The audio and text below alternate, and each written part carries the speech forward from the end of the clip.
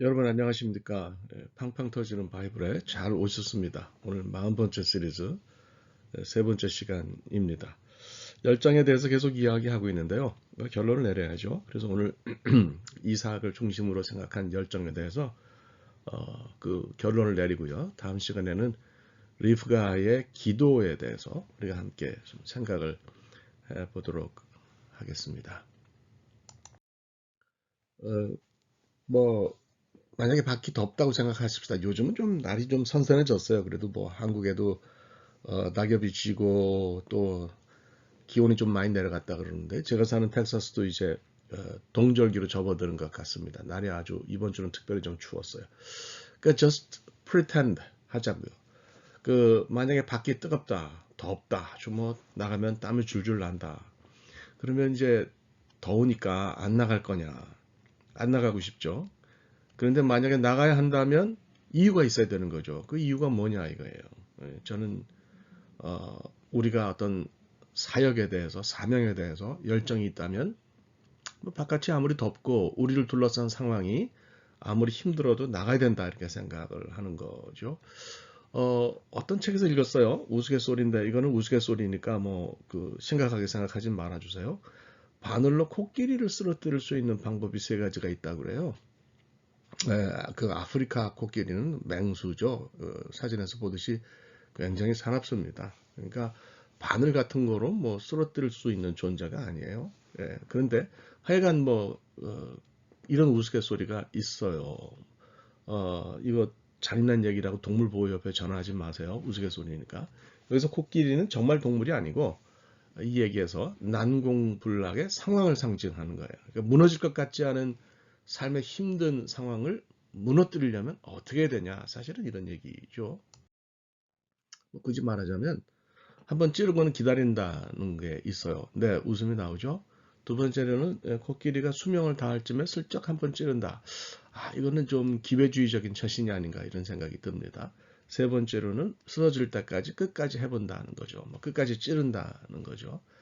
잔인한 이야기이긴 합니다. 그런데 뭐 말씀드린 것처럼 이거는 그 상황을 가리키는 그런 상징인 거죠. 도저히 무너지지 않을 것 같은 그런 삶의 환경을 이기는 방법이 뭘까? 그거는 악한 상황이 무너지리라는 기대가 있든 없든 상관없이 그것이 바뀔 때까지 열정을 가지고 계속해서 싸우고 덤벼드는 거다. 이런 생각이 듭니다. 이런 뜨거움이 있으면 아무리 날이 뜨거워도 우리를 둘러싼 상황이 우리를 어렵게 해도 내게부 같아도 밖으로 나갈 수 있고 또 이를 이뤄낼 수 있다고 믿습니다.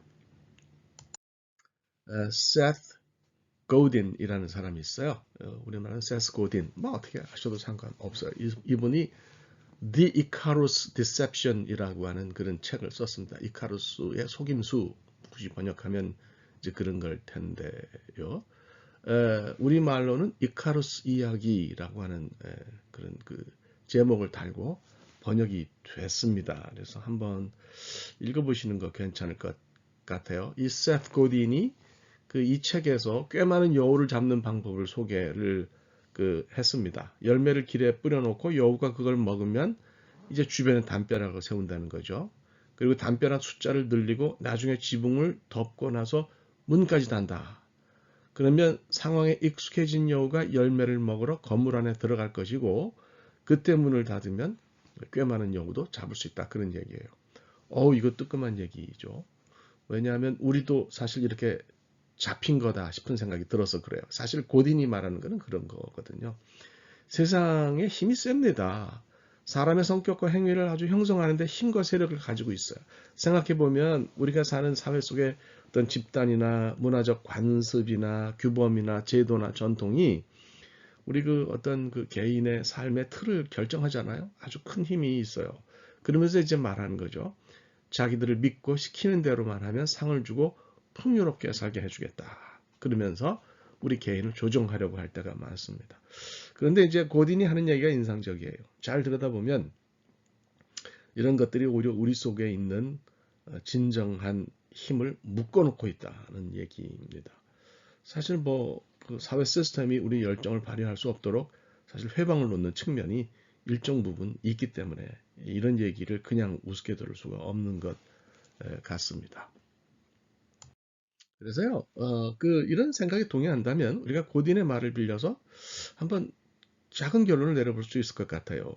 뭐 세상이라는 것이 우리에게 인생의 성공이라는 선물을 거저주지는 않는 거죠. 뭐 성공의 개념도 물론 여러 가지로 생각할 수 있겠습니다만 어쨌든 제대로 사는 인생이라는 선물을 거저주지는 않는다. 이걸 진짜 원하면 다른 방법으로 문을 열어야 된다. 이제 그런 얘기인 거죠. 그러면 이제 우리는 신앙인이니까 생각을 해야 되는 거예요. 이 굳게 닫힌 문을 어떤 방법으로 열어야 될까 그런 거죠. 뭐 평범한 말일지는 모르겠지만 전 열정을 가지고 하나님의 뜻을 찾는 것 외에는 다른 방법이 없다고 생각합니다. 다른 말로 하면 우리 주변의 상황이 우리를 둘러싼 상황이 우리 신앙의 내용을 결정하도록 허용하면 안 된다. 늘 말씀드리지만 컨텍스트가 상황이 텍스트를 말씀을 바꿀 수는 없어요. 근데 뭐 상황이 이렇다라고 해서 그것을 가지고 말씀을 바꾸려는 시도를 참 많이 봅니다. 그거는 제가 볼 때는 잘못된 거다 싶어요. 그래서 상황이 정말 장강처럼 밀려올 때 어떤 큰 파도처럼 우리에게 밀려올 때 우리가 말씀을 지키려고 하는 노력이 필요하고요. 말씀을 지키려면 열정이 필요하다라고 저는 그렇게 생각합니다. 그래서 열정이 있으면 우리의 신앙적인 기대가 현실의 이 막강한 힘을 반드시 이겨낼 수 있도록 우리에게 동력을 준다고 생각해요. 그죠? 이삭은 그런 열정이 있었던 거고요. 우리도 그런 열정을 필요로 하는 삶을 삽니다. 우리 삶에도 네게브가 있어요. 네게브가 없는 사람이 어디 있겠어요? 비도 안 오고 굉장히 건조하고 덥고 그런데 우리가 그리로 나가야 한다면 열정이 필요한 거죠. 그래서 그런 열정이 우리에게 있으면 좋겠다는 생각이 듭니다. 근데 뭐 사실 한 가지만 더 말씀드리면 열정이 있다고 되는 건 아닌 것 같아요. 열정이 치트키는 아닙니다. 만능은 아닌 거죠. 방향을 찾지 못하면 파괴적일 수 있다라는 생각이 듭니다. 잘못된 방향을 가지고 있는 열정은 정답이 아니에요. 이단들이 굉장히 열정이 있잖아요. 그런데 그걸 우리는 받아들일 수가 없어요. 왜냐하면 방향이 잘못됐기 때문이죠. 제가 사는 이 미국 집에 텍사스 우리 달라스 집에 여호와의 증인들이 무지 찾아왔었어요. 두 사람이 짝을 이뤄서 점잖은 영어로 뭐 쌀라대면서 저한테 말을 걸고 그랬어요.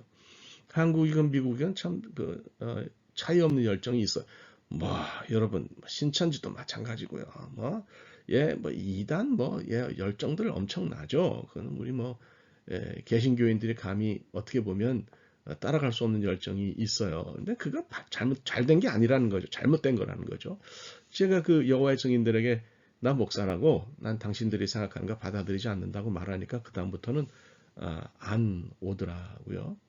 여러분 그 방향이 잘못된 열정은 정답이 아닌 거죠.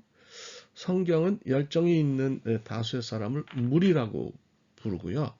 열정과 동시에 방향성이 뚜렷하고 그것을 실제로 실천하는 사람을 제자라고 부릅니다. 마태복음 5장은 이제 산상수훈을 여는 부분인데요. 첫 절을 보면 예수께서 무리를 보시고 산에 올라가 앉으셨다. 그러니까 예수님 그의 제자들이 나왔다는 말씀이 있어요. 여러분 참 놀라운 것은 기적과 먹을 것을 기대하고 산 밑에까지 따라온 사람을 마태는 무리 오클루스라고 그렇게 지칭을 합니다. 그런데 그 사람들은 산 위까지 안 온 거죠. 그 산 위에까지 말씀을 듣기 위해서 열정을 가지고 올라와서 가르침을 구한 사람들을 마태는 제자, 그죠? 마테타이 아웃, his disciple이라고 그렇게 이제 부르는 거죠. 이걸 우리 잘 생각해야 돼요. 열정을 가지면 제자가 되는 길에 초입에 들어설 수 있습니다. 그런데 열정만 있고 주님의 말씀을 제대로 듣지 않거나 또 그 말씀대로 살려고 하지 않으면 제자가 아닌 거죠. 사도 바울이 로마서 12장에서 영적인 예배를 얘기를 했어요. 로기켄, 라트레이안. 라트레이안은 제사를 가리키는 그 헬란 말이에요. 로기켄이 뭐냐? 말씀에 기초했다는 뜻이에요. 영적이라는 말 참 많이 쓰는데요. 저는 좀 위험해서 잘 안 씁니다. 저는 영적이라는 말 대신에 경건한 혹은 신앙적이라는 말을 즐겨 쓰는데 왜냐하면 로기켄이라는 말이 말씀에 기초했다는 뜻이거든요. 뭐 이상한 잘못된 성령 운동에 휘둘렸다는 뜻이 아니고 말씀에 기초했다는 거예요. 이거 굉장히 저는 중요하다고 생각합니다. 그래서 영적인 예배로 번역된 로기켄 라트레야는 하나님의 뜻을 분별하는 일상의 삶이에요.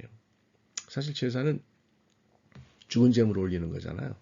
그런데 그 산 제물은 드리는 예배는 뭐예요? 우리가 매일매일 삶에서 살아가면서 드리는 예배를 뜻하는 거 아니에요. 그러니까 하나님의 뜻을 방향을 분명히 해서 분별하는 것이 로기켄 라트레아다. 여러분들 그렇게 생각하시면 좋을 것 같아요. 그래서 하나님 말씀이 얼마나 내 삶을 점령하는지 또 아직 내 삶의 부분 가운데 말씀에 굴복하지 않은 부분이 있는지 그걸 생각해야 되는 거죠. 그 조셉 마트라 목사가 말했듯이 세속적이라는 것은 삶 전부가 하나님께 드려지지 않은 일부만 하나님 뜻대로 사는 게 세속적인 거거든요. 그래서 우리가 살면서 방향을 좀 분명히 할 필요가 있고요. 살면서 방향을 분명히 하면 우리가 가진 열정이 반드시 빛난다. 저는 그렇게 믿습니다. 그래서 우리의 열정과 아울러서 방향까지 제대로 하면 좋은 결과가 있지 않겠나 그런 생각이 드네요. 아유, 마침 그 알람이 울리네요. 네, 오늘 여기까지 하도록 하겠고요. 열정을 마치고 다음 시간에는 그 리브가의 기도에 대해서 함께 생각하겠습니다. 고맙습니다.